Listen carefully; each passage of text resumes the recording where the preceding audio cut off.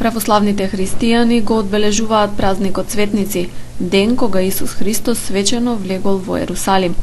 Утрово голем број на верници се собраа на заедничко чествување во храмот Успение на Пресвета Богородица во Гостивар, кој годинава беше местото на централното празнување на Цветници во Полошко.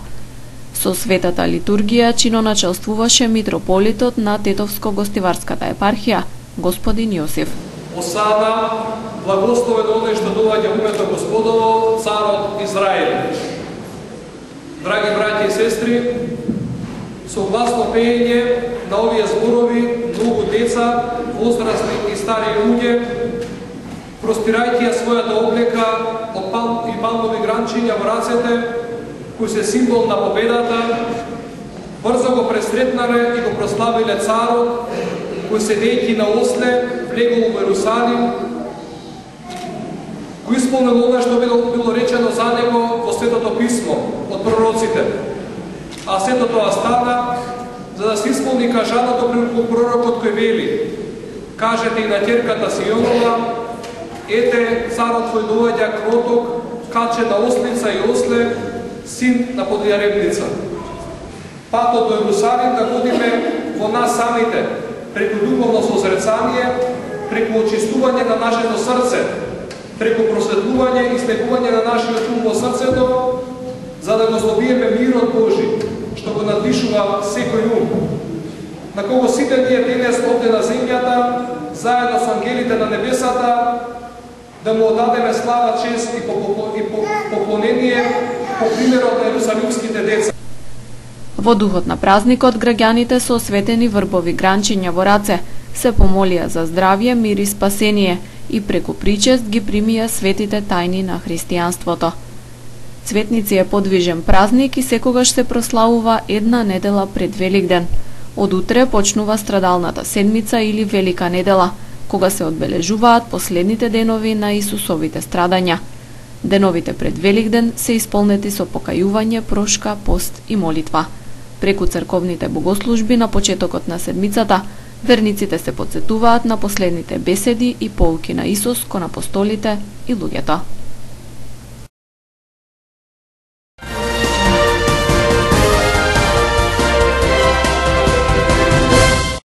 Денес, според католичкиот календар, е воскресението Христово Великден.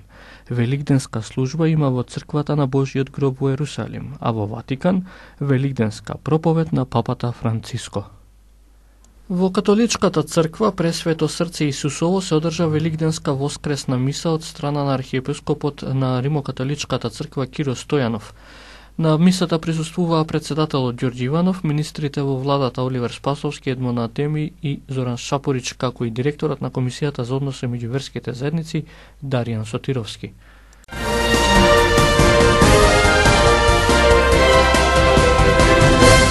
Лошите временски услови минатата година резултираа со намалени приноси на мед, пошто пчеларите стравуваат за опстанокот на пчелните семејства оваа пролет. Тие се надеваат на поволни временски услови за вегетација, а со тоа и родна година. Инструкторот за пчеларство Мирче Настоски, до неодамна и председател на Пчеларскиот сојуз на Македонија, објаснува дека временските услови и промените во природата треба да се земат предвид, затоа што пчеларството значи работа со инсекти. Според него, дури ако има лоши временски услови, штетите се помали, но наглите промени на температурите нанесуваат катастрофални штети. Постепеното будење на вегетацијата им овозможува на пчелите максимално да ги искористат природните ресурси. Искуството не поучува на фактот. Една година, едноставно кажано, пукаат сандуците од мед, од принос. Една од нив е со минимални или, да не речем, лимитира и со загуби у пчеларството. У контекст на ова, што е докажано до сега од пракса, се случи минатата година по прашање на пчеларството се деси мала катастрофа. Приносот на пчелните, сите производи пчелни се минимални или минорни. Со ова се повлекува и фактот дека минатата година, медонесна, беше и страшна по прашање на обстанокот на пчелните семејства. Сега, реално кажано, има предуслови и е за очекување дека ќе биде родна година по прашање на пчеларството. Настоски истакнува дека превенцијата е најважна за да се намалат загубите. Во овој период пчелите треба да се третираат со соодветни лекарства против штетници. При тоа потребна и прехрана со шербет за поголема бројност, додека во мај, кога вегетацијата е раззеленета, треба да се остават пчелите сами да носат мед. Значи превентивата мора да се направи и тоа час поскоро. Више времето почнало, како што се развија пчелното семејство, така се развијаат и напасниците.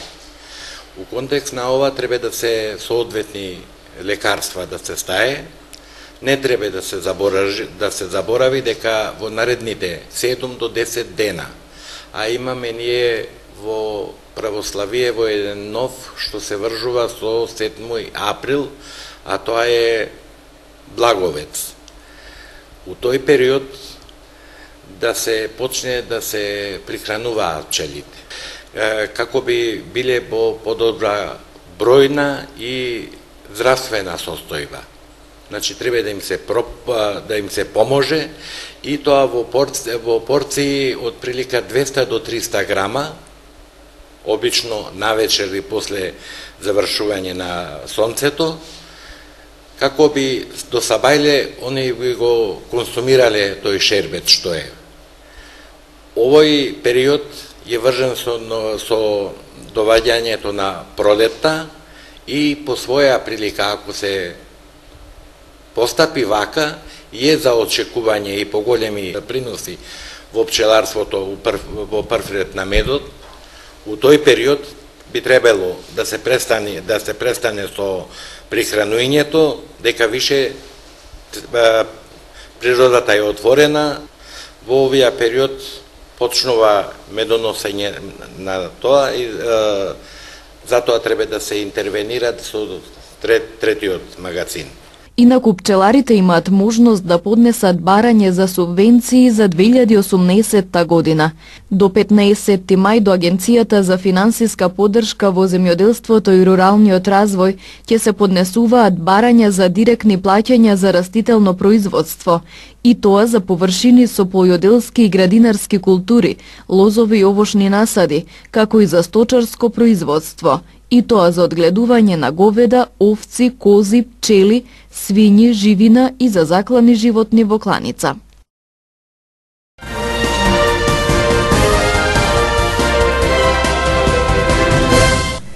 Дваесетина основци од училиштето Мустафа Кемал Ататурк во Гостивар учествуваа во мултиетничката представа Снежана и 7 џуџиња. Малите актери ги одиграа добро познатите улоги на убавата Снежана, лошата кралица, ловецот, принцот и џуџињата на истата сцена, а секој на својот мајчин јазик – македонски, албански и турски. Овој настан е првиот од 4 кои ќе се реализираат во рамки на проектот Размислувај различно, почувствувај различноста, што го спроведува невладината ИГИ од Гостивар. Како директор на представата, заедно со едукаторите и учениците имавме одлична соработка. Работевме на соединување на учениците од различни етнички заедници, надминување на недоразбирањата помеѓу нив, што воедно е и целта на оваа активност. Представата Глумиме заедно, која ја подготвивме, ќе се реализира на 3 јазици на заедниците. Проектот е дел од програмата Различноста е во мода, промоција на мултикултурализмот на локално ниво. Господи, колку е убаво да во Урие!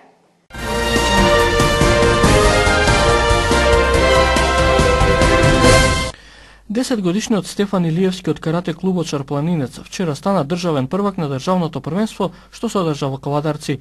Тој беше најуспешен во категоријата на каратисти под 45 килограми меѓу 15 надпреварувачи и други негови колеги изборија значајни победи на првенството како и на турнир во Бугарија. Јас сум Стефан Илиевски. Вчера се борев Имав државен турнир и добив златна медаља.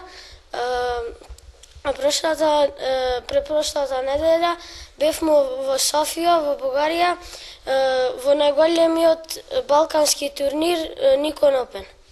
Тамо што освои? Тамо освоив сребро. На државното првенство вчера во која категорија се надпреваруваше? Во минус 45 килограм. Јас се викам Тамара Добревска, имам 11 години. Вчера на турнирот во Скопје изгубив за 3-то место, освоив 4-то место. На меѓународниот турнир во Бугарија, Никон Опен, освоив прво место. Во која категорија? Плюс 50 килограми.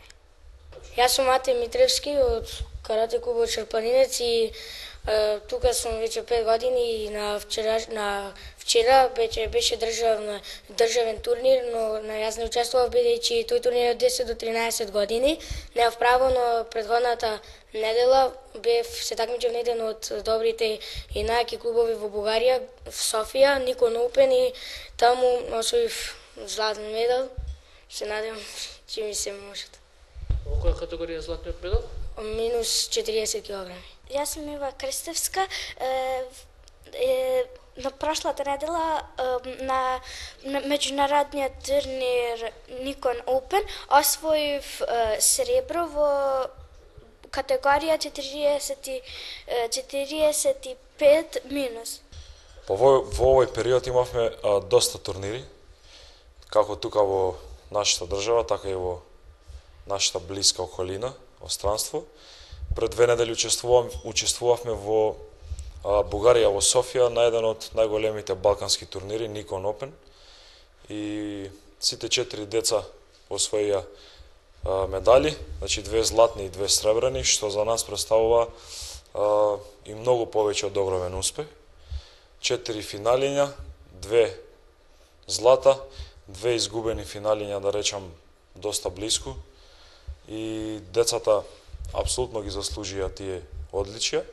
Додека вчера на државното првенство за деца од 10 до 13 години активно учество земаа само 2 дечиња, од кои што Стефан Илиевски стана државен првак на Република Македонија, со тоа што морам да потенцирам дека оваа златна медаља е после 10 години прва донесена тука во Тетово, што исто за мене е историски успех како за нашиот клуб, така и за градот Тетово, затоа што од секогаш градот Тетово бил златен рудник за дечиња, посебно во каратето. После поголем период каде што немаше освоено некоја медаља на едно званично државно првенство, Стефан вчера тоа успеа да го направи, го освои златниот медал и така да на 15 април го очекува балканско првенство во Београд, исто така за дечиња од 10 до 13 години, и се надевам дека од таму ќе донесеме уште некои одличие, со што ќе го заокружиме овој период на добри постигнувања од страна на овие дечиња. И морам да ја потенцирам Тамара Добревска, која што изгуби за влез во финалето од, слободно можам да кажам, една од најдобрите надпреварувачки на вчерашното првенство. Тамара изгуби буквално во последните секунди 3-2, со што автоматски изгуби право да се надпреварува во финалето. Имаше репасаж кој што требаше да се бори за 3-то место, меѓутоа имаше една мала физичка повреда, пех, не можеше да даде се од себе за таа бронза и можеби тоа малку е црна дамка од вчерашното такмичење, меѓутоа морам да потенцирам дека во неа лежи еден огромен потенцијал кој што верувам дека во наредните години ќе успее да го докаже и ќе биде апсолутен првак во нејзината категорија.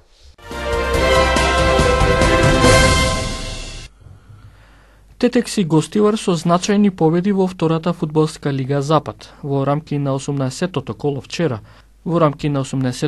вчера, Тетек со 3-0 го совлада Влазрими од Кичево. Головите ги постигна Иво Јанакиевски во 15-тата минута, Валјмир Јонузи во 80-тата и Енис Дервиши во 82-та.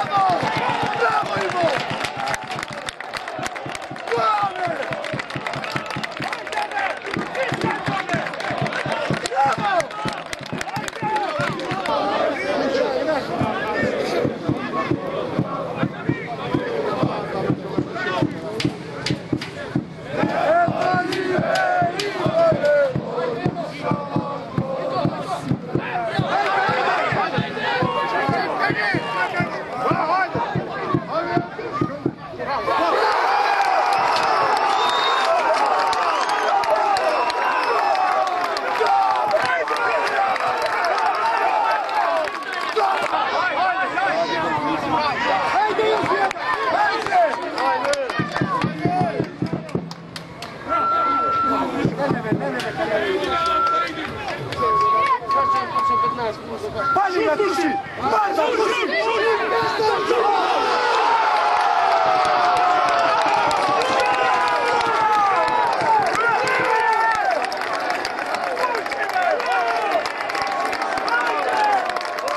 Гостивар со победата од 3-2 над Евромюк се искачи на првото место на табелата. Стрелци беа Гроздановски во 22 и Адеми во втората и 54-та минута.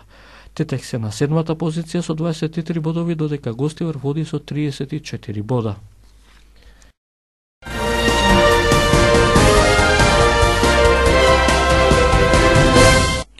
Председателот на ВМРО ДПМН Христијан Мицкоски во неделното интервју на Радио Слободна Европа зборува за повеќе актуелни политички прашања. Целиот разговор со Мицкоски може да се погледне на програмата на телевизија КИС во 19 часот.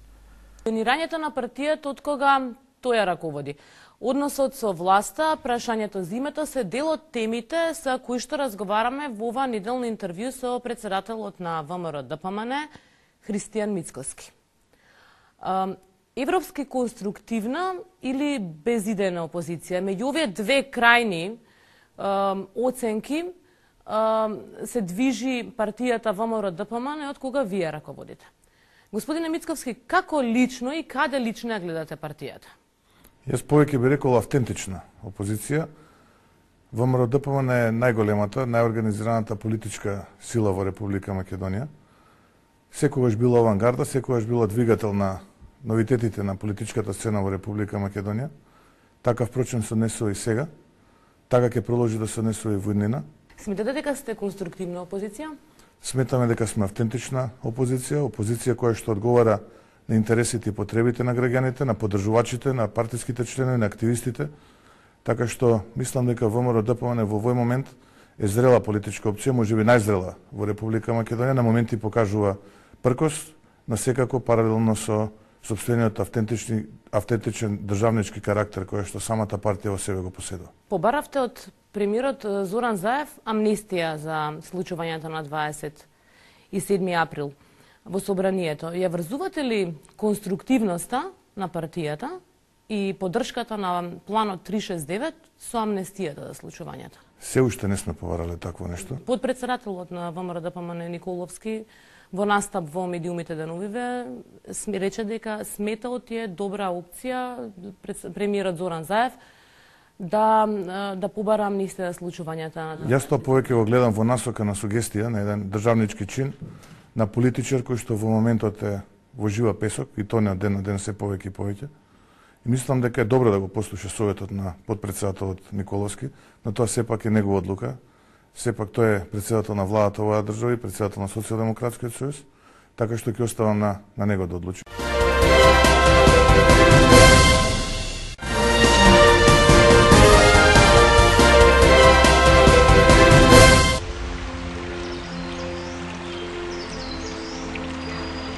Времето денес беше облачно со врнежи од дожд. Дуваше засилен повремено силен ветер, кој наместа достигнуваше брзина од 80 км на час. Утринската температура се движеше од -2 до 3 степени, а дневната од 7 до 12 степени.